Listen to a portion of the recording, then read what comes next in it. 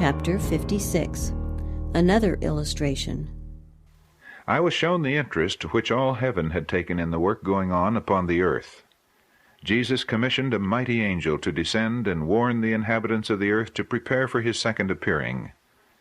As the angel left the presence of Jesus in heaven, an exceedingly bright and glorious light went before him. I was told that his mission was to lighten the earth with his glory and warn man of the coming wrath of God. Multitudes received the light. Some of these seemed to be very solemn, while others were joyful and enraptured. All who received the light turned their faces toward heaven and glorified God. Though it was shed upon all, some merely came under its influence, but did not heartily receive it. Many were filled with great wrath. Ministers and people united with the vile and stoutly resisted the light shed by the mighty angel. But all who received it withdrew from the world and were closely united with one another.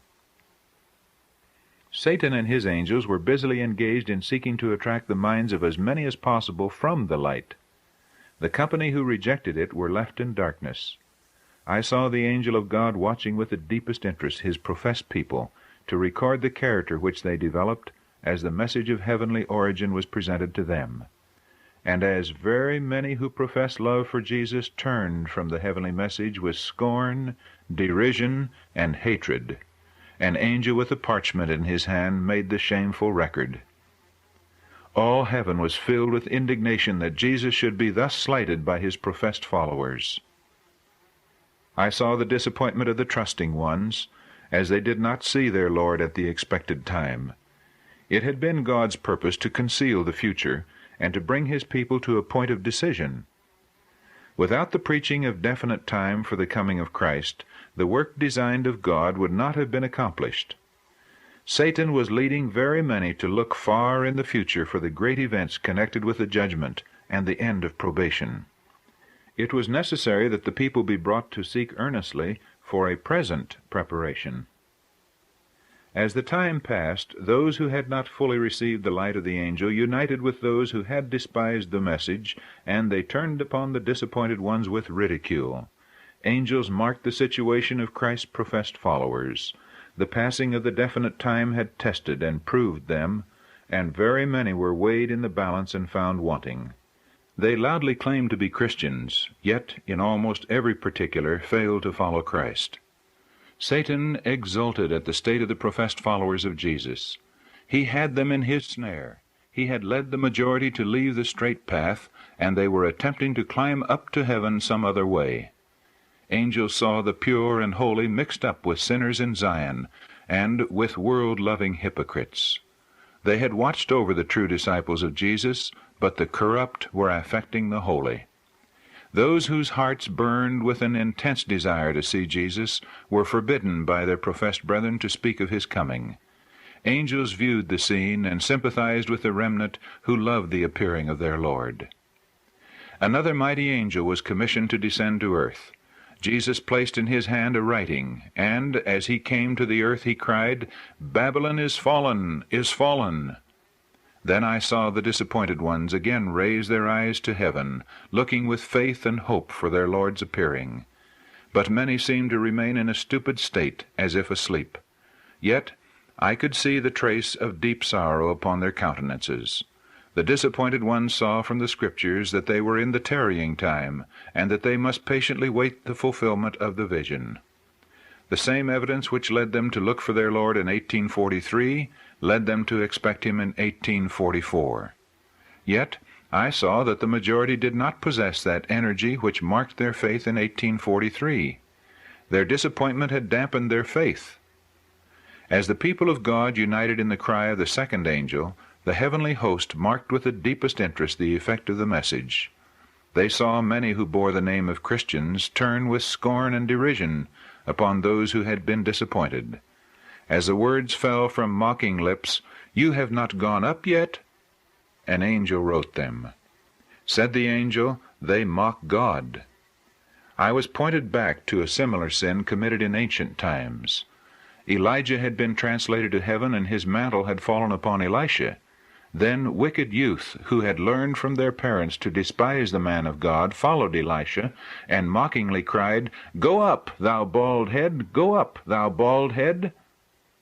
In thus insulting his servant, they insulted God, and met their punishment then and there. In like manner, those who have scoffed and mocked at the idea of the saints going up will be visited with the wrath of God, and will be made to feel that it is not a light thing to trifle with their Maker.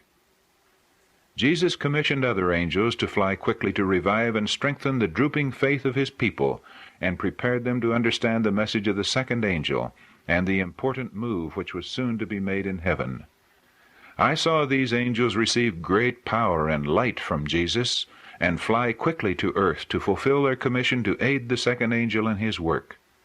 A great light shone upon the people of God as the angels cried, "Behold, the bridegroom cometh, go ye out to meet him." Then I saw those disappointed ones rise, and in harmony with the second angel proclaim, "Behold, the bridegroom cometh, go ye out to meet him." The light from the angels penetrated the darkness everywhere. Satan and his angels sought to hinder this light from spreading and having its designed effect.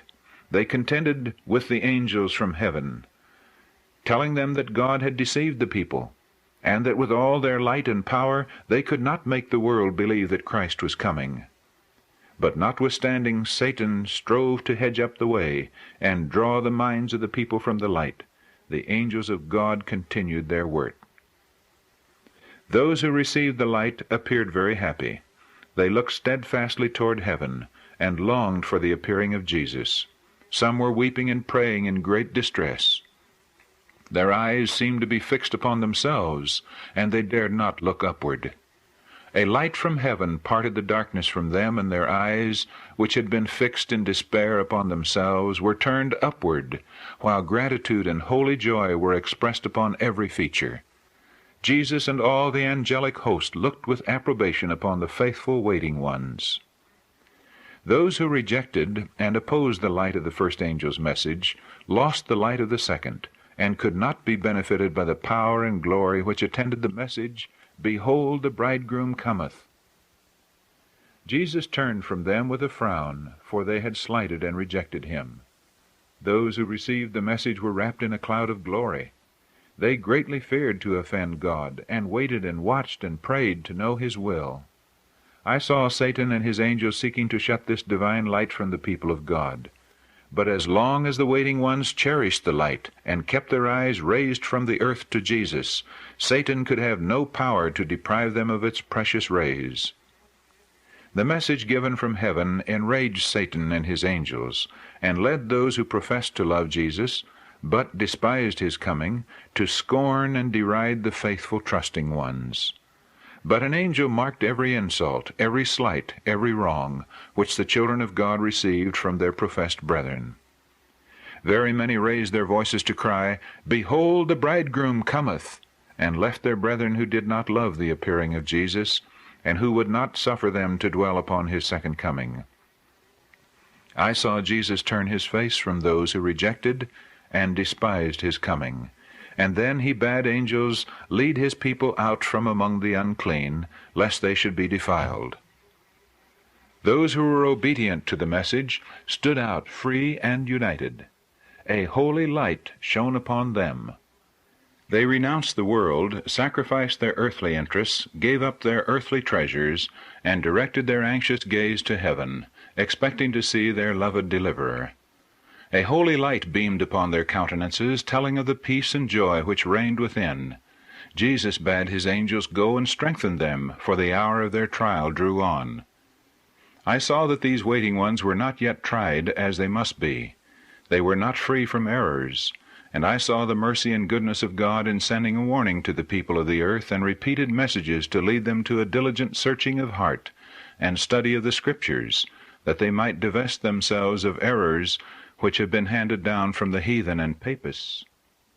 Through these messages God has been bringing out his people where he can work for them in greater power, and where they can keep all his commandments.